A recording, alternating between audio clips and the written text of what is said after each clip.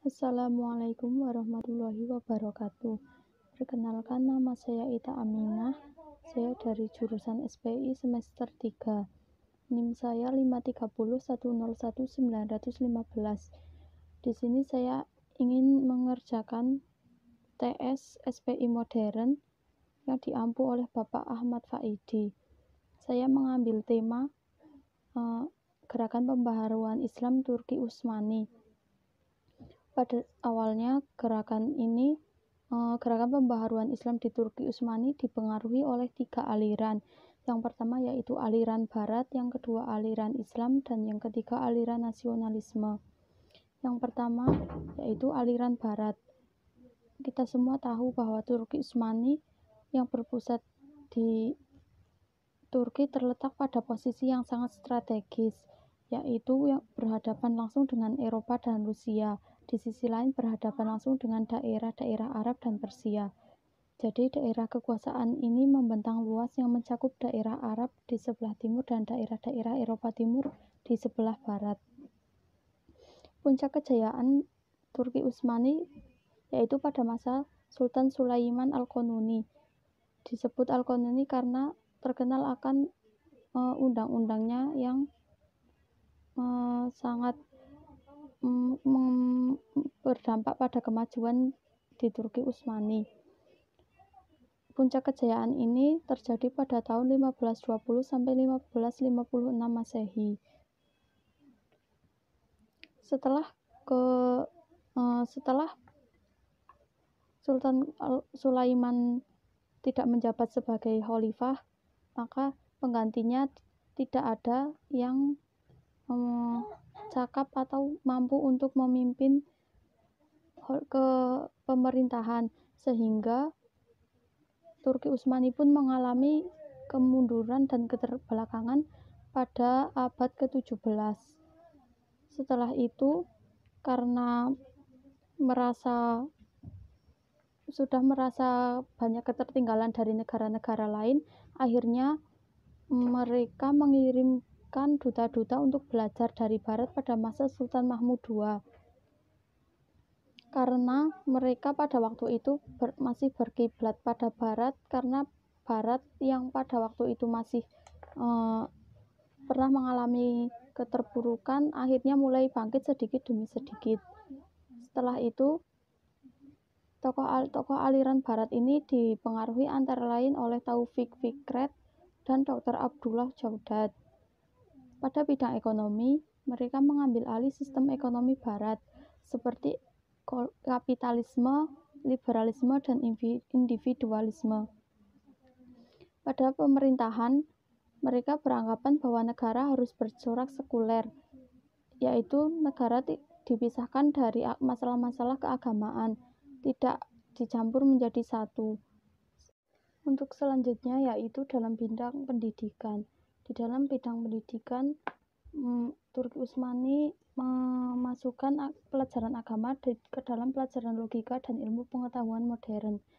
Mereka tetap mengutamakan keagamaan dan tidak mengesampingkan dari ilmu-ilmu modern dan ilmu-ilmu logika. Selanjutnya yaitu menghapus ajaran keharusan berkerudung bagi wanita dan ajaran poligami. Menghapus ajaran keharusan berkerudung bagi wanita. Hal ini sangat memunculkan konflik dan pertentangan pada waktu itu. Selanjutnya, di dalam aliran Islam, pembaharuan di bidang ini yaitu dikarenakan lemahnya kerajaan, karena tidak menjalankan syariat Islam untuk memajukan kerajaan, maka dengan ini syariat atau hukum fikih harus dilaksanakan atau dilakukan kembali. Yang kedua yaitu tokoh utama kelompok ini ialah Mehmet Akif. Di dalam ekonomi, aliran Islam menolak sistem ekonomi kapitalisme dan individualisme barat, begitu juga sosialisme dan komunisme. Negara bercorak Islam dengan menjalankan syariat Islam secara menyeluruh. Di sini tidak adanya sekulerisme terhadap Islam. Selanjutnya, memasukkan ilmu pengetahuan barat dalam kurikulum madrasah di bidang pendidikan. Mereka mengadopsi ilmu-ilmu dari pengetahuan barat ke dalam madrasah atau lembaga-lembaga pendidikan. Untuk selanjutnya yaitu ajaran pembukaan kerudung dapat menyebabkan dekadensi moral dalam pergaulan wanita dan pria. Hal inilah yang sampai saat ini bahkan menjadi perdebatan. Akan tetapi dari sebagian warga di Turki Utsmani sampai saat ini pun ada yang berkerudung dan ada yang tidak. Akan tetapi hal ini dapat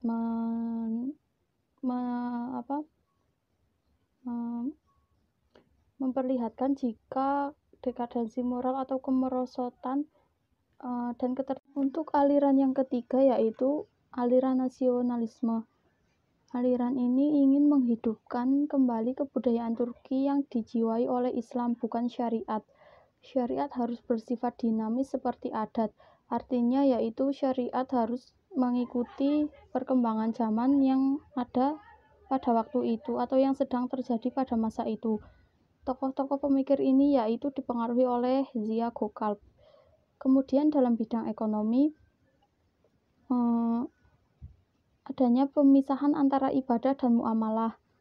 Ibadah ya ibadah, muamalah ya muamalah. Artinya mereka tidak mencampur adukan antara masalah ibadah dan masalah muamalah. Masalah ibadah menjadi urusan ulama dan persoalan muamalah itu menjadi urusan negara. Jadinya sudah ada yang mengatur sendiri-sendiri, tidak dicampur aduk menjadi satu. Selanjutnya dalam bidang negaraan, kekuasaan legislatif harus dialihkan kepada parlemen. Dalam bidang pendidikan, madrasah dialihkan pengelolaannya kepada Kementerian Pendidikan yang semula dikuasai oleh Syekh al-Islam. Artinya madrasah itu pengelolaannya atau pengasuhannya diberikan kepada Kementerian Pendidikan, tidak dikuasai oleh perseorangan seperti ulama yang terkenal atau dari tokoh siapa. Selanjutnya, masalah poligami harus dihapuskan karena diperbolehkan oleh syariat. Wanita mendapatkan hak yang sama. Menurut aliran nasionalisme, poligami ini